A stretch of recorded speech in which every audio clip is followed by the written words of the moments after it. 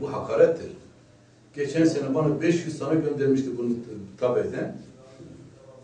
Ben hiçbirini şeye çıkarmadım, yaptım, kürünü de bir yere... Bize de geldi, biz de bir yerde aynı Allah razı olsun. şeyi yaptık. Sonra Peygamberimizin aile cüzdanı diyor. Hazreti Muhammed aile cüzdanı. Ya bu aile cüzdanı nedir? Bu evlenme cüzdanı gibi. Bu nasıl bir seviye düşürüyorsunuz? Bu gibi şeylere ve ticaret haline getiriliyor.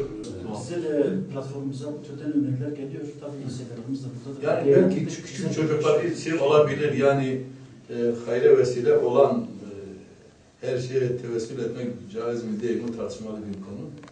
Niyet odur. Fakat özellikle bu hani zamana, mekana, yere göre değişebilir.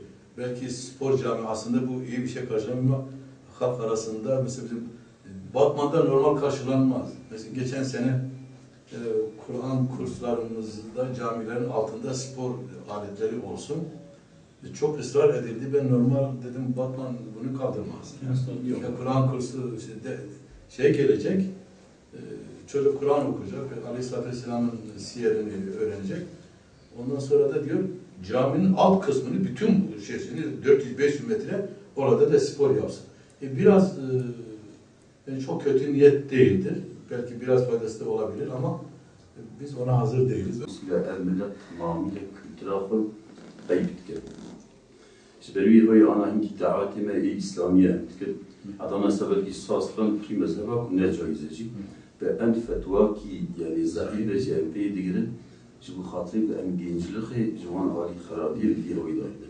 Yani ev daatime ev etkinliğime ev qutlu doğumine tebeki bu hatırı millete xun ser akide İslami, ser bir düşünce, ser mesela Medine diye milletime bağlı ulema, şeyh, meşayih, terbiye İslami bu edebde.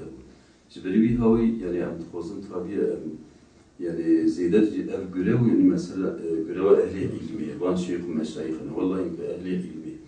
Kanaata min fi memleketi khoytinekin. ومثلا şeyh ana xutbekira masum kevdir van set şeyler daim mesela bana etkinleri gayri İslami bin millet desteçi.